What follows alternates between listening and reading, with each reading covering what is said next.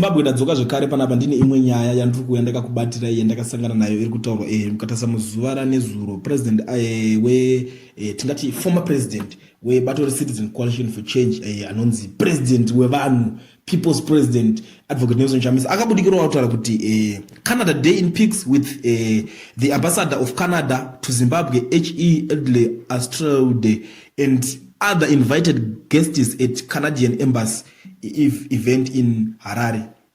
Ndo mapics akazobudisa chichi and stuff. But panapa ndiri kuona vanhu veZANU-PF havana kubatwa nenyaya iyi zvakanaka tikada kuitarisa cause pane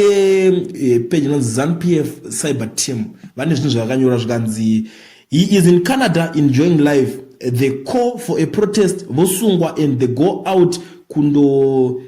futisa homwe dzavo nezita ravo whilst you are languishing in prison and mhuri yako ichi nyaura. I feel sorry for Timber and others. Zimbabweans must learn from Job Scala case. Muriona nyaya yacho kwayakuenda manje. Unaona maZimbabweans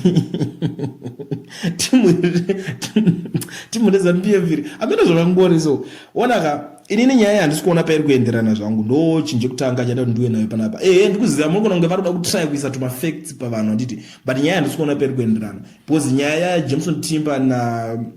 na Chamisa handisi kuona pazviri kulinga handi Chamisa akasiya zvepolitics but uyangozvienderawo because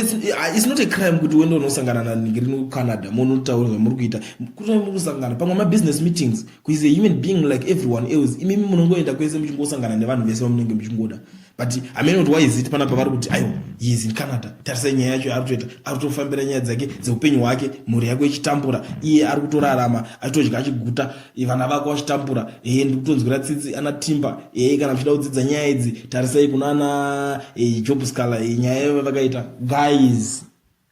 guys problem inoitika vanhu ava vanofungidzira kuti maZimbabweans madzungairwa ndo nyaya inoitika vanhu vese ivavo zvese zvavanoswera vachinyora apa vanofunga kuti Zimbabwe vachiri kuleader maZimbabweans vaya vaive kumashure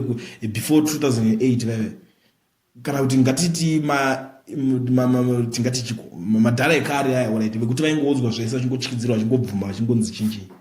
generation yeizvezvi vanhu vekuti ukatotaura zvauri kutotaura izvozvo anotoreasona pasport hamirire kuudzwa havasi vanhu vaya vekungonzi mhomho kunzi handei kana kuti ungati ndakukutengerai skadi kuti muve ndibatsire kunokambena kana kuti sei zvinhu zvakatosiyana I don't know kuti zviri kulinga papi vanhu ava vari desperate vari kupanika vanyatsopanika nekuti vari kuona nyaya iri papa nyaya yandanyatsoona panapa ndekuti vapanika kuti vaona Chamisa achienda achinomita nemaambassador ekuCanada ndo nyaya iri panapa